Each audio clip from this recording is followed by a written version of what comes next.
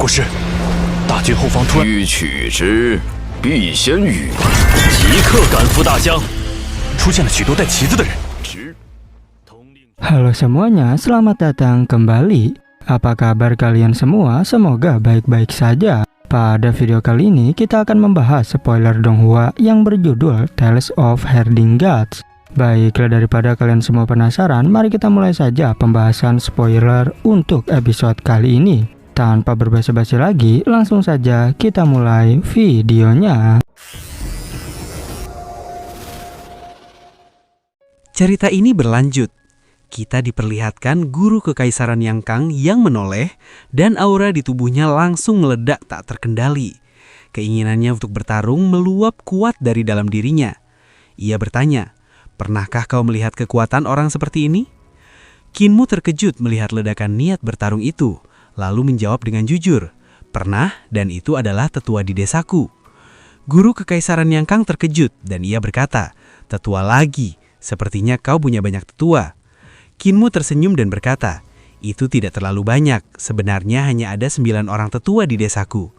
Guru kekaisaran Yang Kang semakin terkejut. 9 orang tetua seperti itu. Ia berpikir, apakah 9 orang itu setara dengan si bisu? Jika memang begitu, asal-usul pemimpin sekte iblis surgawi ini benar-benar mengerikan. Kinmu lalu berkata dengan tenang, "Masih ada 9 orang seperti mereka, jadi jalan saya tidak akan sendirian."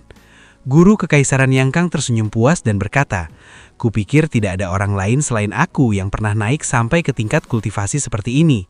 Sekarang hatiku tiba-tiba terasa tenang." Kinmu menatapnya dengan rasa penasaran, namun dalam hati ia bertanya-tanya, apakah dirinya akan dipukuli sampai mati jika ia menggunakan mata dewa untuk menatap guru kekaisaran Yang Kang sekarang? Ia sangat ingin tahu apakah guru kekaisaran Yang Kang adalah orang yang sama dengan kepala desa. Namun Kinmu tetap tidak bisa sepenuhnya memahami guru kekaisaran Yang Kang. Ia tidak mampu melihat jelas tingkat kultivasinya, juga tidak bisa memahami sifat aslinya. Ada banyak hal yang terasa saling bertentangan pada diri orang ini.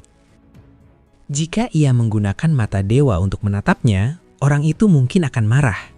Saat itu terdengar suara berkata, "Guru kekaisaran, kepala istana sedang berbicara kepada Anda. Mengapa Anda tidak menjawab?" Kinmu menoleh ke arah suara itu dan melihat seorang pria berjalan menuruni panggung. Pria itu mengenakan topeng perunggu yang sangat aneh, dengan bentuk wajah yang dilebih-lebihkan, telinga panjang dan lebar, hidung seperti paruh elang, mulut besar, sepasang mata seperti pilar, alis tebal, serta sebuah lubang di dahi yang tampak disiapkan untuk mata tambahan. Ketika Kinmu memperhatikan lebih saksama ke balik topeng itu, ia benar-benar melihat ada sebuah mata di sana. Ada mata di antara alis orang ini. Teknik apa ini? Kinmu pun sedikit terkejut. Guru kekaisaran Yan Kang lalu menoleh ke arah pria bertopeng perunggu itu. Namun pandangannya melewati dirinya dan tertuju pada guru istana perpisahan gairah, Qiu Die. Ia berkata, "Guru istana Qiu dari istana perpisahan gairah, seni pedang ilahi rahasia perpisahan kebencian milikmu setara dengan seni pedang yang diwariskan oleh para dewa." Tatapannya lalu beralih ke orang berikutnya. Tuan Kastil Kereta Che Zhengli, Tuan Kastil Giok Yu King Sheng, dan Tuan Kastil Hitam Li Fei. Teknik Tuan Kastil Che adalah segel iblis misterius hukum surga, sebuah teknik untuk menyegal jalur iblis sekte Dao. Teknik Tuan Kastil Giok adalah teknik transformasi naga 5 serangga, yang mampu mengubah serangga beracun menjadi naga. Sedangkan Tuan Kastil Li, Anda memurnikan racun, tetapi aku tidak bisa menilai dengan pasti teknik apa yang Anda gunakan. Penguasa Kastil Li terkekeh dan berkata, "Masih ada teknik yang tidak dikenal oleh guru kekaisaran. Teknikku disebut teknik misteri 3 dewa pengubah racun, yang mampu mengubah racun menjadi kekuatan." Tatapan guru kekaisaran Yang Kang kemudian tertuju pada orang lain. "Guru spiritual Dao Quan, selama ini kau selalu menyembuhkan penyakit dan menyelamatkan orang. Lalu mengapa kau justru bergabung dengan para pemberontak? Lebih dari 10 tahun lalu, akibat banjir sungai Surjing, wabah menyebar ke seluruh wilayah selatan. Saat itu kau menyembuhkan orang-orang dan membagikan obat secara gratis, hingga namamu dikenal baik di seluruh negeri. Aku pernah mengundangmu untuk menjadi pejabat di Akademi Kekaisaran, tetapi kau menolak, sehingga hanya dianugerahi gelar guru spiritual." Guru spiritual Dao Quan berkata dengan tegas bahwa mereka tidak bisa berjalan bersama karena menempuh jalan yang berbeda. Ia menolak tawaran guru kekaisaran Yang Kang karena melihat niatnya yang terlalu keras dan ingin menghapus semua sekte, sehingga ia merasa harus menghentikannya. Guru Kekaisaran Yang Kang terdiam lalu berkata bahwa tujuannya membasmi sekte adalah agar lebih banyak orang bisa diobati dan menyelamatkan dunia.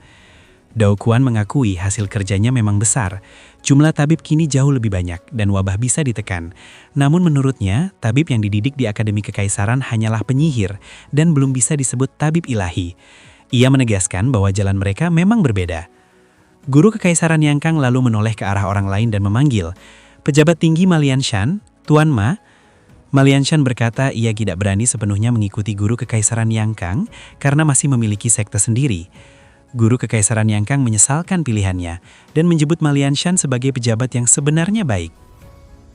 Malianshan menegaskan bahwa ia bukan satu-satunya pejabat baik yang memberontak, dan justru Guru Kekaisaran Yang Kang yang perlu merenung.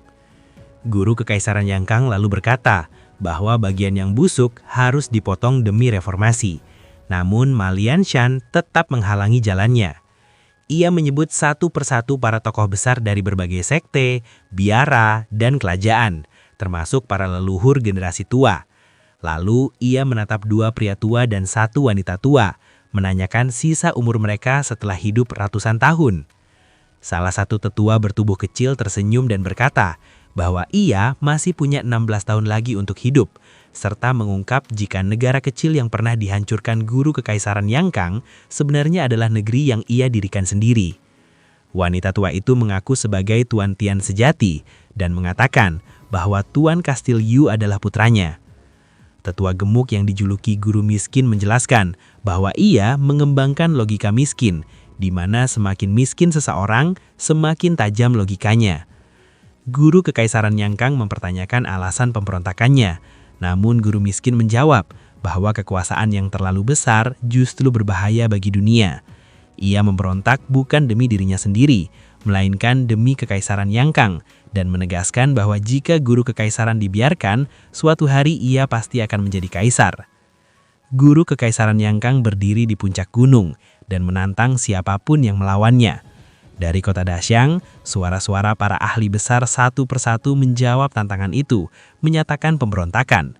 Seruan mereka terus bergema tanpa henti, makin lama makin kuat, mengguncang hati orang-orang dan membakar semangat perlawanan. Pria bertopeng perunggu mengejek Guru Kekaisaran Yang Kang karena seluruh dunia ingin membunuhnya. Namun Guru Kekaisaran dengan dingin menyebut para pemberontak hanyalah kelompok kecil yang harus dimusnahkan demi kedamaian. Pria itu lalu menyatakan segel penjara surgawi telah dipasang, dan pertarungan ini akan berakhir tanpa bicara soal keadilan. Kinmu justru merasa tenang, sementara Biksu Yun Kue panik karena mereka terjebak dalam segel, dan pertempuran kali ini akan jauh lebih mengerikan. Yue Qinghong dan yang lainnya pucat karena membayangkan dahsyatnya pertempuran besar di area tertutup itu, yang bisa menghancurkan segalanya. Saat ketegangan memuncak, bendera-bendera raksasa tiba-tiba terbentang dari kota, menutupi perkemahan musuh. Di baliknya tersembunyi pasukan kavaleri dan tentara dalam jumlah tak terhitung. Saat pria bertopeng hendak memperingatkan, ratusan bendera besar tiba-tiba terbuka, dan puluhan ribu pasukan Kekaisaran Yang Kang muncul di kota Daxiang. Semuanya sudah terlambat. Dari balik bendera muncul makhluk-makhluk ganas, raksasa berzirah, kereta awan, kapal terbang, dan binatang perunggu. Api dan badai menyapu medan perang. Dan ketika bendera tergulung sepenuhnya, suara pembantaian pun pecah menandai dimulainya perang besar. Dan pada akhirnya, spoiler untuk episode kali ini pun bersambung. Oke, cukup sekian video kali ini dan sampai jumpa di video berikutnya. 出现了许多带旗子的人，是，统领全军，向百归，大圣教就是悬在国师头，将就是你的葬身之地。一柄利剑